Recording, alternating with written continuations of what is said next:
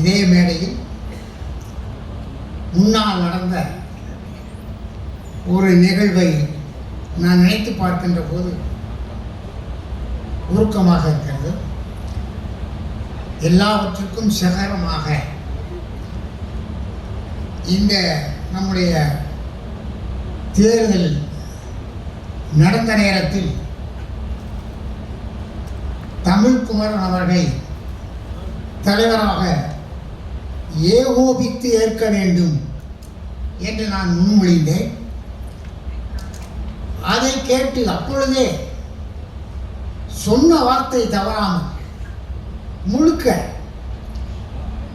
மாறுபாடு இல்லாமல் அந்த டீம் அப்படியே வந்ததனால்தான் தமிழ்குமரன் இன்னும் பல சாதனைகளை செய்ய முடியும் என்ற உத்தரவாதத்தை தமிழ் பட தயாரிப்பாளர் சங்கம் நிர்வாகிகளுக்கு தந்திருக்கிறது. இந்த நேரத்தில் எனக்கு முன்னால் இருந்த தலைவர் சந்திரசேகர் அவர்கள் சொன்னார்கள், அவர்கள் உண்மையிலே எப்பொழுதுமே கோபத்தோடு தான் சொல்லுவார். அது உண்மை. சவுத் இந்தியன் ஃபிலிம் சேம்பர் கதை அவருக்கு முன்னால் எனக்கு தெரியும். சவுத் இந்தியன் ஃபிலிம் சேம்பரிலேயே நிர்வாகத்திலே நான் இருந்திருக்கிறேன். அப்பொழுது சவுத் இந்தியன் ஃபிலிம் சேம்பருடைய முதல் டோனர், அதாவது இந்த தென்னிந்திய திரைப்பட வர்த்தக சபையை தொடங்கியவன் தமிழன், தமிழ் ப்ரொடியூசர். அப்பொழுது தமிழ் ப்ரொடியூசரை வைத்துக் கொள்ளாமல் தென்னிந்திய திரைப்பட வர்த்தக சபை என்று வைத்தார். தென்னிந்திய திரைப்பட வர்த்தக வைத்தவர் தமிழாள், தமிழ் ப்ரொடியூசர். அவர்கள் எல்லாம் சின்னார், அதாவது மாடர்ன் தியேட்டர்ஸ், சுந்தரம், இந்த ஜெமினி, ஜூபிட்டர்ஸ், இவர்கள் எல்லாமே ஆரம்பத்திலே போட்டவர்கள். இது உங்களுக்கு தெரியாது, எனக்கு தெரியும், நான் பழைய ஆள். அப்பொழுது சொன்னபோது திடீரென்று சவுத் இந்தியன் ஃபிலிம் சேம்பர் என்பது தனி, அதே தெலுங்கர்கள் இருக்கிறார்கள், கன்னடர்கள் இருக்கிறார்கள், அது தனி. அதனால் இந்த தமிழ் பட தயாரிப்பாளர்கள் சங்கம் அது வாடகையை கொடுக்க வேண்டும், எங்களுடைய இடத்தில் அது வாடகை கொடுத்துத்தான் இருக்க வேண்டும் என்றார். நான் அப்பொழுது சவுத் இந்தியன் ஃபிலிம் சேம்பரில் நான் நிர்வாகி இதாக இருக்கிற போது நான் எதிர்த்து சொன்னேன். அப்பொழுது ஒரு நல்ல மனிதர் இருந்தார், அவர் டிவிஎஸ் ராஜு. அதாவது இப்பொழுது ரொம்ப அன்னைக்கு அவர் ரொம்ப நியாயமாக சொன்னார். அப்பொழுது நான் சொன்னேன், நெஞ்சை தொட்டு சொல்லுங்க, டிவிஎஸ் சுந்தரம், அதாவது மாடர்ன் சுந்தரம் இப்படி நினைத்திருந்தால் எனக்கு தமிழ் பட தயாரிப்பாளர் சங்கம் செய்திருக்க மாட்டாரா? அவர் தன்னுடைய ஸ்டுடியோ அழிந்தால் பரவாயில்லை என்று சொல்லி தொடக்கி விட்டது. ஆக தமிழர்கள் வேர்வையிலே சிந்தப்பட்டது ஆரம்பிக்கப்பட்டது தான் இந்த south Indian film chamber of commerce என்ற ஆலமரம். அந்த ஆலமரத்தினுடைய வேரிலே தமிழர்கள் தான் பெரும்பாலும் வேறு சிந்தி இருக்கிறார்கள். எனவே சந்திரசேகர் அவர்களோடு நான் சொல்லுவேன், அப்படி சொல்லும்போது நானும் கூட இருந்தேன். அது ரொம்ப உண்மையானது. இப்படி நான் சொல்வதற்காக சவுத் இந்தியன் ஃபிலிம் சேம்பரில் இருக்கிற கல்யாணம் அவர்கள் என்னோடு ஒத்துப்போகாமல் இருப்பதற்கு நான் கவலை இல்லை. நான் தமிழ் பட தயாரிப்பாளர் சங்கத்தினுடைய பழைய தலைவர் என்ற முறையில் சந்திரசேகரை போல இந்த உண்மையை எடுத்துச் சொல்லவில்லை என்றால் இன்று இருக்கிறவர்களுக்கு தெரியாது, தமிழ்குமரன் மன்றவர்களுக்கு தெரியாது. தெரிந்தால் அவர்களை விசாரித்து காட்டுவார். அதனால் தான் இதை நான் குறிப்பிட்டு சொல்கிறேன். ஆக இந்த வாடகை என்பது சவுத் இந்தியன் ஃபிலிம் சேம்பர் என்பது பொது சொத்து. நீ இன்று தெலுங்கிலே தனியாக போனீர்கள், அன்று இல்லை. அன்று தமிழ் பட தயாரிப்பாளர்கள் சங்கம் என்பது சவுத் இந்தியன் ஃபிலிம் சேம்பர் தான். அதனால் எங்களுக்கு இதில் இத்தனை அடி கொடுக்குறேன், அத்தனை அடி கொடுக்குறேன்றதில் இதுதான் இருக்க, அதை கூட ஒத்துக்கொள்ள முடியாது. ஏனென்றால் எங்களுக்கு அது சம உரிமை உண்டு, இன்னும் சொல்லப்போனால் முன்னுரிமை உண்டு. அந்த முறையில் இந்த வாடகை இப்பொழுது கேட்டபோது எனக்கு ரொம்ப வருத்தமாக இருந்துச்சு. வாடகை எடுத்தோம். ஏன்னா அவங்க ரொம்ப கீழ்ப்படிதலான ஒழுக்கமான நிர்வாகிகள். அதனால்தான் அவர்கள் பிரச்சனையே வேணாம் என்று அவர்களை வருமானத்தை பெருக்கிக் கொண்டு இதை வளர்க்கின்ற அந்த எண்ணத்தில் இருக்கிறார்கள். வாழ்க, அதை அதை வரவேற்கிறேன்.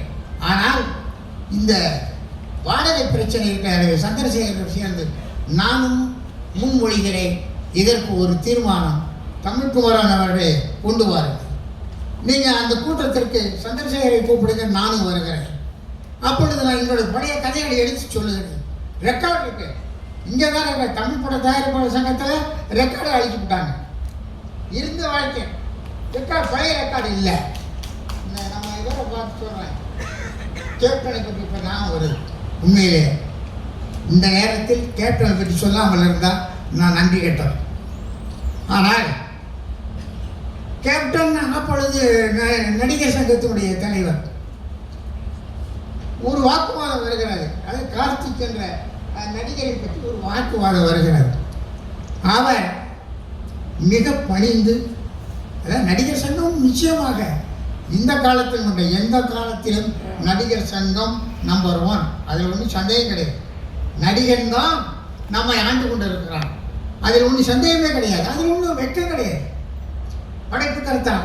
ஆக ஆனால் அந்த நடிகரை உருவாக்குவது நாம், ஒரு எழுத்தாளர், ஒரு இயக்குனர், இவர் தான் உருவாக்குகிறார்கள்.